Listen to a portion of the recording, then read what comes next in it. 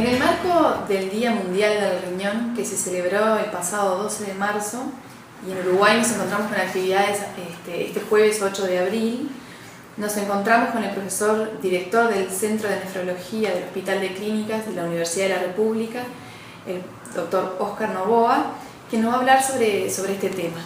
Buen día. Buen día, buen día. Bueno, considerando este nuevo año que se celebra otra vez el Día Mundial del Riñón, con el lema Salud Renal para Todos, ¿por qué es importante que exista este Día del Riñón?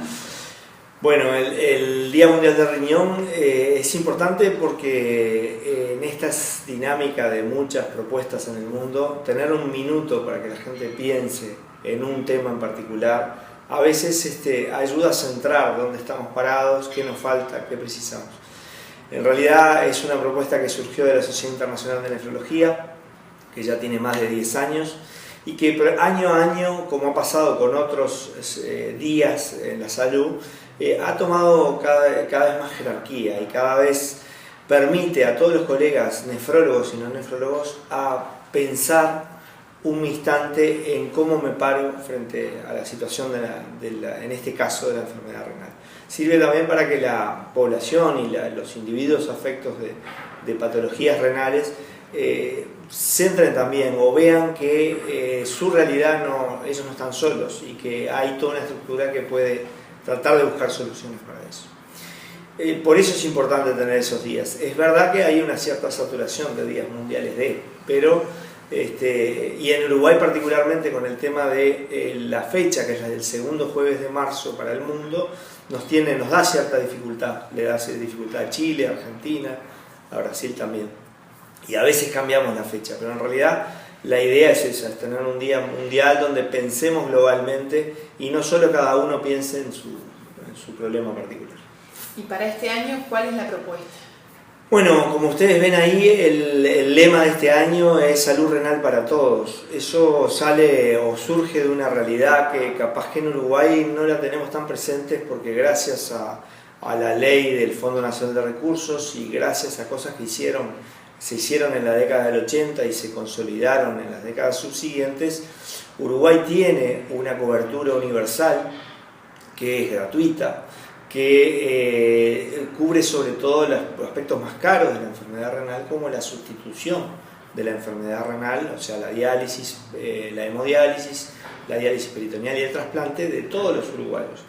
Y eso es una cosa que hay que decir, no es solo de los que están afectos, a todos los que nos pueda pasar eso, vamos a tener esa cobertura. Entonces, a veces cuando pensamos en ese tipo de coberturas decimos, no, pero se cubren 3.000 individuos, 3.000 y pico. No, son los 3 millones de individuos que si en algún momento tienen esta patología van a tener cobertura. Esa realidad que está tan resuelta en el Uruguay, en el mundo no es así. Existe el acceso al diagnóstico de enfermedad renal y a su tratamiento, está vedado para el 80% de la población mundial. En América Latina hay países que tienen una tasa de cobertura muy baja y eso implica que hay gente que no llega a tener el tratamiento apropiado. Y además, en una revisión reciente de la revista británica Lancet, se calcula que la diferencia, si todo el mundo tuviera más o menos la misma prevalencia de enfermedad renal, la diferencia entre lo que efectivamente se cubre, los individuos que efectivamente se cubren y los individuos que deberían cubrirse, en el mundo fallecen, ellos sacan una estimación, 9 millones de individuos sin acceso al tratamiento por año. Eso no solo pasa en el tercer mundo, donde obviamente en África, de los 30 países de la Sociedad Africana de Nefrología, solo 5 tienen programas establecidos de tratamiento sustitutivo. Pasa también en el primer mundo, en poblaciones en desventajas del primer mundo, como los migrantes ilegales, como las poblaciones indígenas. Ellos no llegan a tener ese acceso. Entonces, el lema es ese, el lema se une con otro lema que la Sociedad Internacional de Nefrología está tratando de impulsar hacia el 2025, que es la utopía de tener 0 muertes prevenibles por insuficiencia renal aguda en el 2025. Esto es una idea que no alcanza con que la enfermedad renal tenga el mayor desarrollo en su complejidad, en las patologías más complejas, sino que sea accesible, porque si avanzamos mucho pero no la hacemos accesible, eso realmente hace que la gente no llegue. Por supuesto que en Uruguay hay mucho para avanzar sobre esto, a pesar de que partimos, gracias a lo que hicieron los distintos grupos que trabajan en la nefrología, incluidos los pacientes que están organizados, hemos avanzado mucho y hay una cobertura universal y es bastante equitativa en cuanto a su ingreso entre el interior y Montevideo, entre salud pública y las mutualistas, pero hay mucho sobre todo por avanzar en el diagnóstico precoz, en el tratamiento en las etapas iniciales de la enfermedad renal y en la mejoría, por ejemplo, en el acceso al trasplante, que si bien tenemos los índices más altos de América Latina, todavía hay mucha gente que está en lista de espera por bastante tiempo para acceder a eso. Bien. ¿Y qué aspectos en relación a la prevención primaria de la enfermedad renal crónica creen más importante destacar? Bueno, Uruguay, particularmente en Uruguay, a partir del esfuerzo de muchos colegas que se concentró en un programa nacional de salud renal que es dirigido por una comisión honoraria, donde está el profesor Masuki, la profesora Mayuet, está representada el Centro de Nefrología por la profesora Liliana Gadola, todo ese grupo de gente, el doctor Pablo Ríos, que trabaja intensamente allí, la FEMI, han desarrollado un programa que a esta altura ya cumplió 10 años y que promueve la prevención primaria a partir de 2 elementos fundamentales. La estimación del filtrado glomerular a partir de la determinación de creatinina plasmática y para tomar una alerta cuando ese filtrado glomerular estimado es menor de 60 y la determinación de proteinuria en el examen de orina, además de un examen de orina convencional. Con esos 2 elementos uno puede llegar a tener un acceso bastante apropiado al diagnóstico precoz. Y además hay que saber que hay grupos de riesgo, y los grupos de riesgo están bastante establecidos. Son los individuos que son hipertensos, son los individuos diabéticos, son los individuos obesos, son los individuos con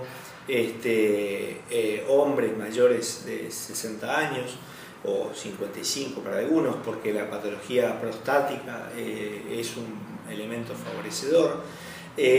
Son los individuos que perdieron un riñón, los monorrenos. Todos esos individuos son lo que se llaman grupos de riesgo y son aquellos donde hay que tener más atención en la búsqueda de la enfermedad renal. Y en la población general, como para recomendaciones de cuidar sus riñones. Y la población general, el cuidado, la prevención de la enfermedad renal se acompaña o tiene muchos puntos en común con la prevención de las enfermedades cardiovasculares. Entonces todo lo que hagamos para disminuir el riesgo cardiovascular va a impactar también en la prevención de la enfermedad renal. Importa muchas cosas, desde conocer nuestros antecedentes, saber si alguien en nuestra familia tuvo algún tipo de enfermedad renal. Ese es un hecho que es importante para comunicarle a nuestro médico y para buscarlo. Conductas saludables como el hacer actividad física, el hidratarse adecuadamente, el hidratarse con en la campaña se quería compartir un vaso de agua y se propone tener por lo menos 8 vasos de agua por día como forma de mantener una adecuada hidratación y sobre todo en actividades laborales muy intensas o donde pierdo mucho calor, allí tengo que hidratarme más.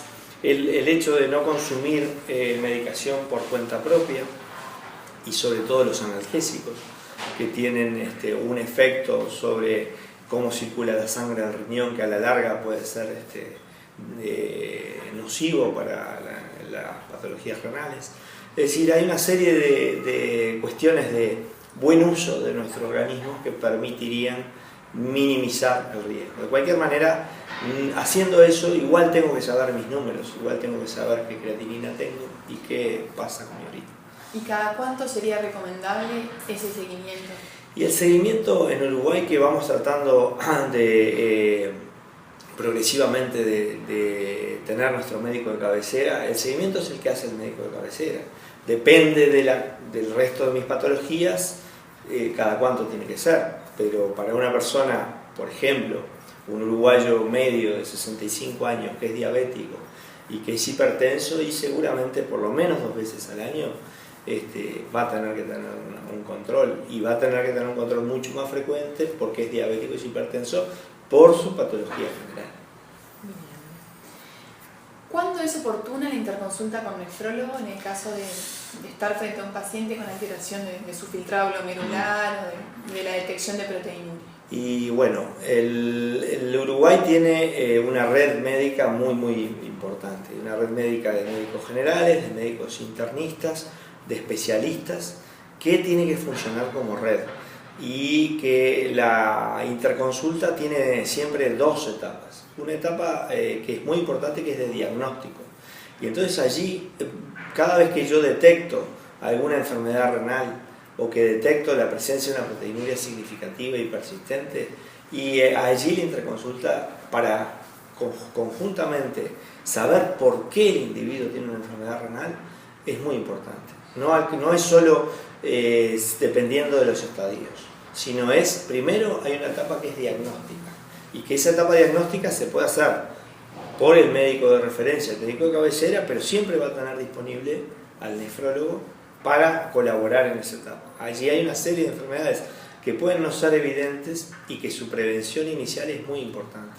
Hay un caso que es muy obvio, y que es cómo ha cambiado la visión que tenemos de una de las enfermedades hereditarias más frecuentes, que es la poliquistosis renal. La poliquistosis renal autosómica dominante afecta a casi al 13% de la población en diálisis. Y esa poliquistosis renal, hubo una época donde en realidad, claro, es una enfermedad hereditaria, que se van adquiriendo quistes progresivamente en los riñones y en el hígado, y que llevan, dependiendo del tipo de gen que está implicado, a la enfermedad renal crónica extrema en el Uruguay alrededor de los 55 años de vida, o la autosómica dominante de tipo 2 alrededor de los 70 años. En una época nosotros pensábamos, o la comunidad creía, que no había mucho para hacer, y entonces había que solo esperar esa edad. Actualmente sabemos que perdemos mucho tiempo si no tomamos medidas de prevención primaria y prevención secundaria en esos individuos afectos desde muy precozmente, desde los 20, 25 años. Controlar la presión, controlar las dilipemias, tratar la acidosis, es decir, hay una serie de... Eso es lo que muestra claramente lo que hay que hacer. Entonces, el diagnóstico precoz es muy importante, y ahí en esa etapa el trabajo es en equipo, como toda la medicina es en equipo. Luego, cuando ya tengo un diagnóstico establecido y una guía de qué es lo que voy a hacer, puedo mantenerme con el médico general y con el médico de cabecera del paciente en una ida y vuelta con un tiempo más espaciado. Y por supuesto que en los estadios avanzados de la enfermedad renal, allí de vuelta la presencia permanente del nefrólogo es muy importante. Por lo tanto, esa pregunta hay que responderla en cada caso individual. Y en Uruguay, que tenemos esa red, que es muy distinto que de repente otros lugares donde hay un nefrólogo cada medio millón de habitantes, obviamente la realidad es otra, ¿sí? Pero hay que trabajar en equipo, eso es lo importante. Y en su experiencia como centro de referencia, ¿esa interconsulta es oportuna en general, o ha pasado de que se demora, digamos, la interconsulta? Y yo creo que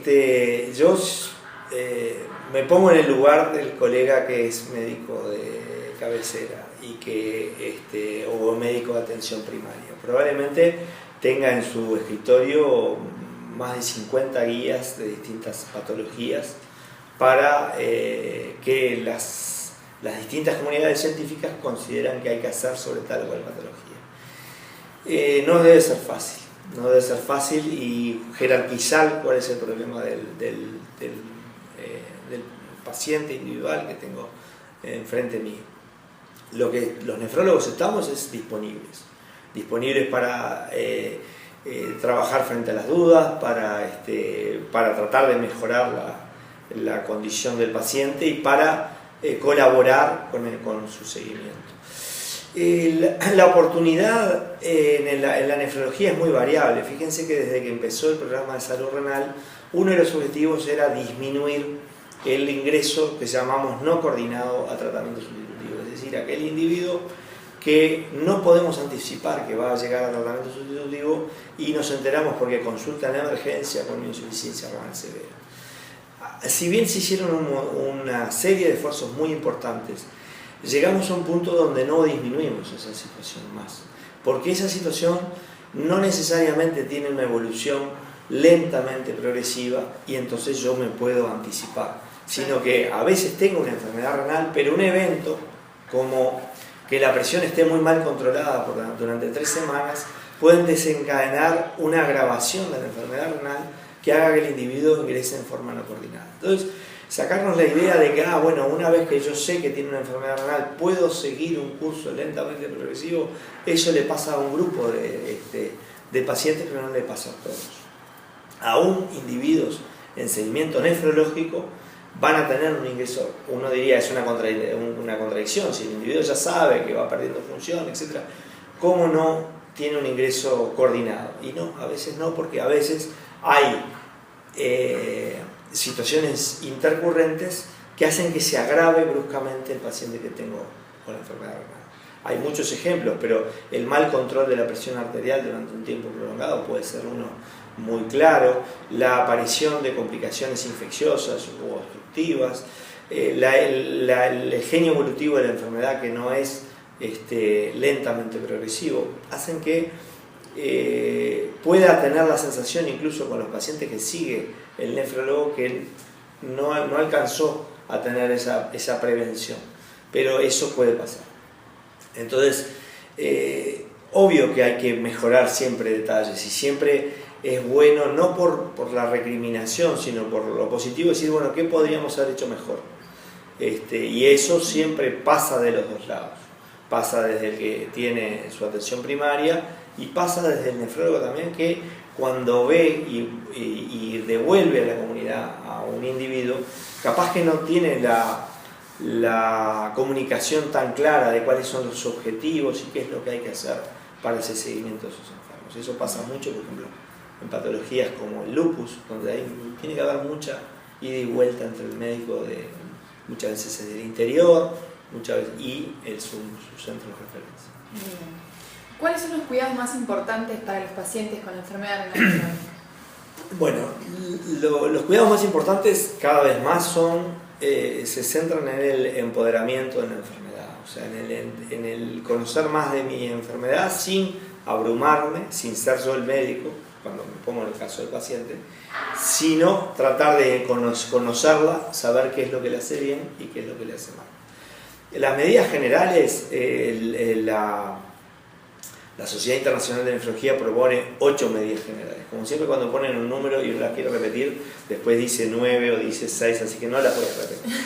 Pero en realidad las medidas generales son conocer su enfermedad, conocer sus números, conocer qué le hace bien y qué le hace mal, tratar de tomar las medidas generales, como tener la presión bien controlada, cumplir en general con una dieta en general de bajo contenido en sodio. Hay que saber que no todas las enfermedades renales se tratan igual. No todos los pacientes con enfermedad renal tienen que limitar el potasio. Por ejemplo, cuando tienen una enfermedad renal severa, algunos no, entonces eso hay que individualizarlo. El hidratarse apropiadamente, que tampoco es excesivamente. La sobrehidratación cuando existe una enfermedad renal crónica avanzada no es buena cosa. Es muy importante el control de la diabetes. Cuando existe pérdida de proteínas por la orina, es muy importante lograr, con medidas médicas, disminuir la proteinuria en estos individuos. Es decir, hay una serie de medidas generales que hay que ir individualizando a cada individuo con enfermedad renal, que se separan, no son demasiado diferentes a las medidas saludables que tienen en prevención primaria, son las que pueden ir ayudando a enlentecer la progresión de la enfermedad renal y a tratar las consecuencias de la enfermedad renal en los distintos estadios de dicha enfermedad. Hoy por hoy, ¿cuántos más o menos pacientes están ingresados al diálisis? Cuando nosotros hablamos de individuos con enfermedad renal crónica, tenemos que hablar entre los distintos estudios y los distintos muestreos poblacionales, que entre el 7 y el 10% de la población de un país tiene algún grado de enfermedad renal crónica. O sea que eso haría pensar que en el Uruguay estaríamos en 300.000 individuos que tengan algún grado de enfermedad renal crónica. Cuando hablamos de pacientes que ya están en la etapa de tratamiento sustitutivo, es decir, los riñones ya por sí mismos no pueden cumplir la función, entonces hacemos un tratamiento sustitutivo, ya es la diálisis peritoneal, la hemodiálisis o el trasplante. En el Uruguay están en esa cobertura más de 3.000 individuos, o sea, más del 1% de la población del Uruguay, vinculada 2.600 individuos aproximadamente en tratamiento sustitutivo con diálisis y casi 1.000 o un poco más de 1.000 a esta altura individuos con un riñón trasplantado funcionando en eso. O sea, alrededor de 3.500 individuos están en tratamiento sustitutivo.